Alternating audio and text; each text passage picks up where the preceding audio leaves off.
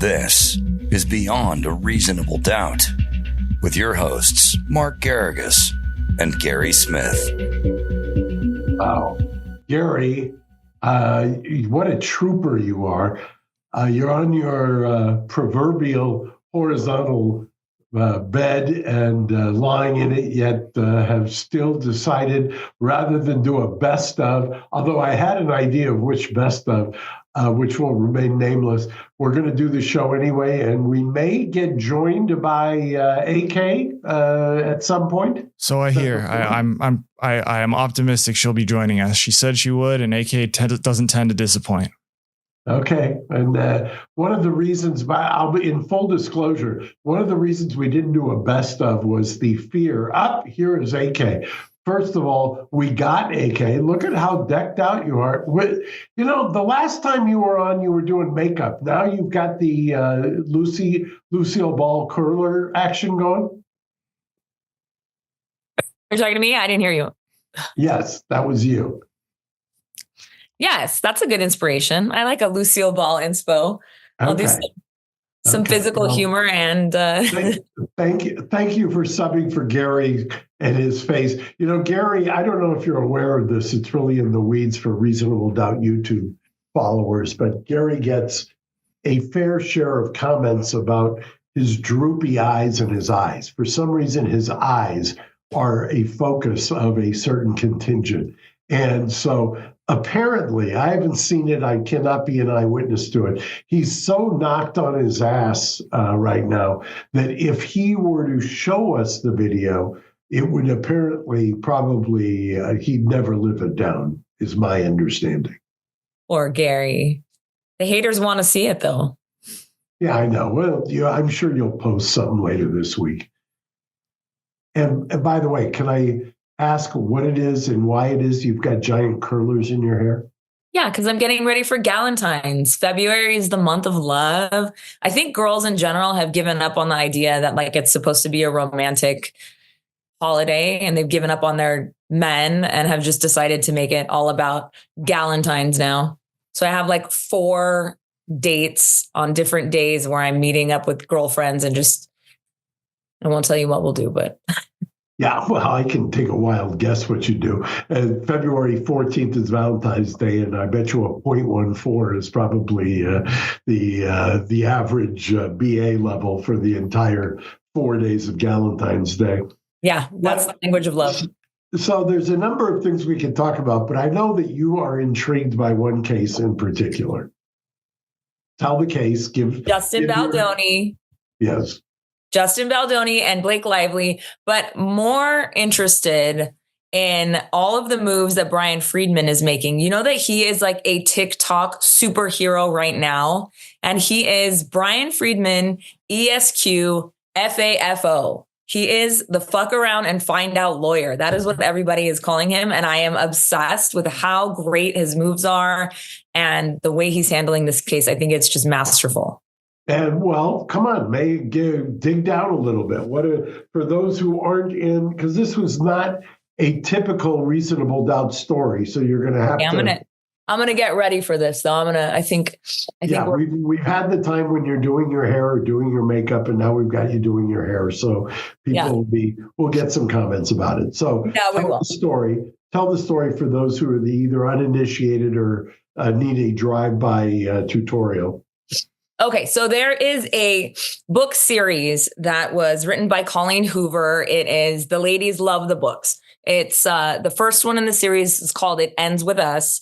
And really, the book is truly about an abusive relationship, a girl who's grown up in an abusive relationship, finds an abusive relationship, and is struggling to get out of it. And it was made into a movie, and there was much anticipation for this. But somehow Blake Lively turned the press into this movie into wear your florals and come to this movie, and it's a girls' event, and she was hawking her products. And that sounds like it would speak to you. You just did a whole preamble to this about Galentine's Day. So it sounds like you were the target demo. I think so. And if I hadn't read the book, I would have probably been duped into thinking this is a great movie for us to all put our cute outfits on and go as girls and, have some cocktails and have a good day. And people were getting that impression, and they were going to the movie and they were slapped in the face with domestic violence, being completely unprepared for it. And people that had read the book thought, why is she doing this press tour where she's hawking her own alcohol? So yes, I am exactly that demographic. She was hawking her own alcohol, which was also a little tone deaf because she preaches about how she's sober and she doesn't drink. So why is she hawking her own line of alcohol? Then at every chance she would hawk her husband's alcohol. And it was just a really, really weird. By the way, for those who don't know, he peddles gin, correct? Yes. And what does she peddle? She peddles Betty Buzz, and it's these pre-mixed cocktail drinks. Okay. So it was just a kind of a disastrous press tour from her end. And then people started realizing that Justin Baldoni, who really touts himself as a feminist and somebody who this was his passion project because of the survivor of domestic violence thread that was running through it, empowering women, that he was completely absent from all of the press. Nobody was talking about him anymore. And so people that kind of knew about the book and were excited about Colleen Hoover projects started thinking that it was just a really, really weird situation. And I think the movie did not do well. I think that eventually when it hit, it did not do what it was supposed to do. I mean, I watched it on Netflix. I don't even know if it came out in the movie theater. And I actually was kind of excited for the movie to come out when I was reading the book. Well, when you watched it, did you have a bunch of gals with you? Was it No, it was on Netflix like at 2:00 in the afternoon while I was doing dishes. Okay. Because I knew it wasn't that kind of a book. I knew it wasn't that kind of a movie. It's not a feel good, happy, like it's weird for it to be marketed like that. So, okay. And so then what happened? Kind of tell the story. So then we find out that everybody's trying to figure out why Blake Lively isn't talking to Justin Baldoni anymore and why there's animosity and why he's doing his own press. And then the New York Times posts this just crazy article talking about how she has been sexually harassed throughout the entire production of the film, that she was victimized, that when there was the writer's strike, she had to write in her own demands so that she could even come back to set because she demanded that there be a intimacy coordinator because Justin Baldoni so uncomfortable that she was being sexually harassed during the sex scenes, which is a wild accusation. And Justin Baldoni's reputation was just tanked. It was just in the garbage. He wasn't allowed to be at the premiere of his own movie that he worked so hard for. He actually bought the rights to the movie and to the sequel because it was such a passion project of his. He owns the production company that bought the rights to the movie and the sequel. And he was just ostracized from it. So she made such a situation about it that not only did it ruin the first movie for him, but there's no way that he would be able to star in and direct the second movie. And so his chances of even making that movie were ruined at that point, because how could she be the star and he be in the movie in the second one when now they can't even be in a room together? It was horrible. And so enter, what'd you call it? FAFO? FAFO. Okay. And what happened with Brian? So New York Times publishes this complaint that Blake Lively filed, and it was supposed to be a confidential complaint. And in the complaint, she publishes, and this is always my favorite fuck up when attorneys do this, publishes excerpts of text messages to prove her point that she was she believed that she was being targeted. So now she turns it into Justin Baldoni was sexually harassing her. Then he hired a PR team to save his own reputation when people were finding out that he was a bad guy, and that he and his PR team together colluded to make the press tour seem like it was all Blake's fault and to make it seem like Blake was a bad person. So this complaint is about sexual harassment, and New York Times is saying that he is targeting her with this concerted effort. And by his press people. And FAFO, Brian Friedman, publishes the entire thread and just blows their theory out of the water. Not only does he publish the text that they purposely deleted, which is such a dumb move, but he starts publishing the actual footage of the complaints where she says that she's being sexually harassed. Blake apparently thought that nobody was mic'd up in some of these scenes. And it is such a awesome turn of events when you hear the audio and she is actually in this scene where she says that she's being harassed and is so uncomfortable. She is actually the one that is flirting with him and poking at him, telling him that he needs to get a nose job. She's being rude. She's being mean, and she's being super duper flirty with him, which if the argument is that they're actors, well, then him smelling her neck, which is not a part of the scene, apparently, is also him being an actor. But her going way over the top, even after he calls cut, is just, it's nowhere near the allegations that she was trying to put on him. It's so good.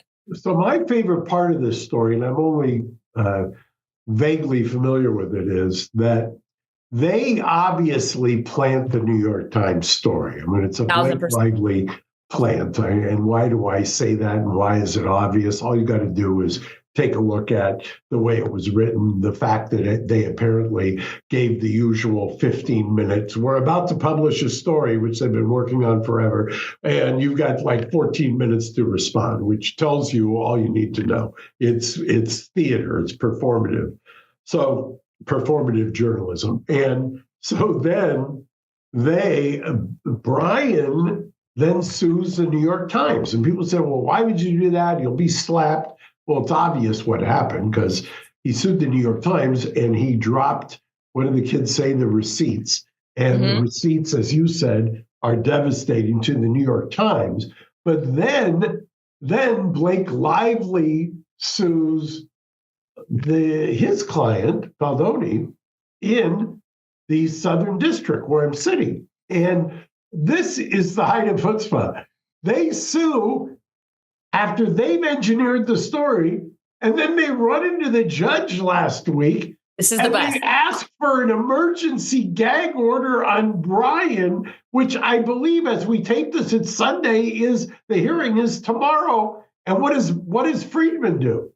He drops an entire website with even more receipts. It's the best, and it's publicly available. You can read all of his complaints, and you can see all of the clips and all of the text messages. He just dumps all of the information, and TikTok is going absolutely wild. There's not enough time in the about this. I've often talked on Reasonable Doubt about the Shepard versus Maxwell and how prosecutors come out and they do a big to-do and they say, we've got our guy and blah, blah, blah, and here's the evidence and it's overwhelming. And then if you're a defense lawyer and you want to fight back, then they run in to get the gag order. Right. Well, this is the civil version of that, which is we're going to sue, we're going to manipulate the situation. And then when we get pushback or slimed, we're going to cry. We got to get a gag order. Shut them up. Shut them up. They took the first shot. Oh, man. And they're projecting, too, because they're accusing Justin of exactly what they did with the New York Times. So they just accused him of everything they did. And now that they're getting found out, it's like, make everybody stop talking. Make everybody stop talking. It's amazing. It's so good. And I think there's more. I think there's more collusion. I texted you about it. I think there's other people behind the scenes that colluded with her to try to get him to break the contract for the second movie because it's now a complete disaster. And Blake Lively took over the entire production. She did things that are absolutely insane. She took an unedited version that was not ready for public consumption to BookCon and showed it without anybody's permission to Colleen Hoover's fans. She made her own edits on the movie. I'm so down with all the conspiracy theories. I think that this Blake Lively and Ryan, I forgot his last name. Ryan Reynolds, that this like love story that the press has fed everyone and like everyone thinks that they're like the cutest couple because they like dig at each other and they're so funny. I think they are horrible people. And I think that it is a farce and they are just, it's gonna come down in every aspect of their lives, which is terrible because I know he owns a soccer team and my husband would love to go see Wrexham and all of that. But it's just, I just think that they have manipulated every aspect of their lives, and it is now going to come crushing down. Wow. Well, thank you for subbing in. We've reached a different demographic today than we normally would. We don't have Gary to make fun of, but you've got a heart out for your Valentine's Day. I appreciate it. And maybe we'll bring you back on Wednesday and see what happens tomorrow, Monday, in the Southern District with this. I can't wait. Okay. I'll be ready. Thank you, AK. Gary, thank you. Bye, Gary. Feel better. Thanks, guys. See you guys midweek, hopefully. Okay. Bye-bye. Right. Bye-bye. Bye. Thanks for listening to Reasonable Doubt. Subscribe on YouTube at youtube.com/Reasonable Doubt Podcast.